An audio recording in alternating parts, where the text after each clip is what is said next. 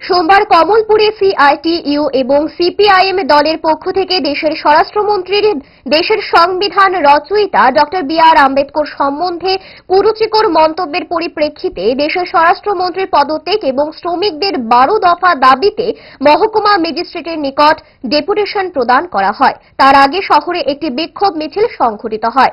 দাবিগুলির মধ্যে উল্লেখযোগ্য হল রেগার শ্রমিকদের বছরে 200 দিনের কাজ এবং 600 টাকা মজুরি, অঙ্গনওয়াড়ি কর্মী এবং সহায়িকাদের গ্র্যাচুইটি অবিলম্বে মিটিয়ে দেওয়া, মহকুমার বিভিন্ন ভাঙা রাস্তা মেরামত করা, চা শ্রমিক পরিবারে পাকা বসতঘর তৈরি করা সহ অন্যান্য দাবিতে ডেপুটেশন প্রদান করা হয়।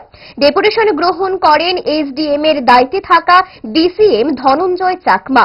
মিছিলে নেতৃত্ব দেন জেলা সিপিআইএম এর জেলা সম্পাদক অঞ্জন দাস, কমলপুর মহকুমা সম্পাদক অমর ভট্টাচার্য সহ অন্যান্যরা। সিআইটিউ জনজীবনের এবং শ্রমজীবী জনগণের 12 দফা দাবি এর ভিত্তিতে মহকুমা শাসকের নিকট গণডেপুটেশনের কর্মসূচি ছিল অনেক আগে থেকে পূর্ব নির্ধারিত। এই পূর্ব নির্ধারিত কর্মসূচির মধ্যেই 5 বাম দলের নেতৃত্বে দিল্লিতে সভা করে একটা তাৎক্ষণিক জরুরি কর্মসূচি ঘোষণা করেন। কেন্দ্রের স্বরাষ্ট্রমন্ত্রী অমিত শাহ সংসদে জবাবি ভাষণ দিতে গিয়ে সংবিধানের জনক ডক্টর বি.আর. আম্বেদকরের প্রতি তাচ্ছিল্য ভরা কুমন্তব্য করেছেন। এই কুমন্তব্যের প্রতিবাদে আজকে 5 বাম দল আহত সর্বভারতীয় কর্মসূচির অঙ্গ হিসাবে কমলপুর শহরের রাজপথ কাঁপিয়ে বামপন্থীরার উদ্যোগে আজ আমরা একটা বড় মিছিল সংগঠিত করেছি।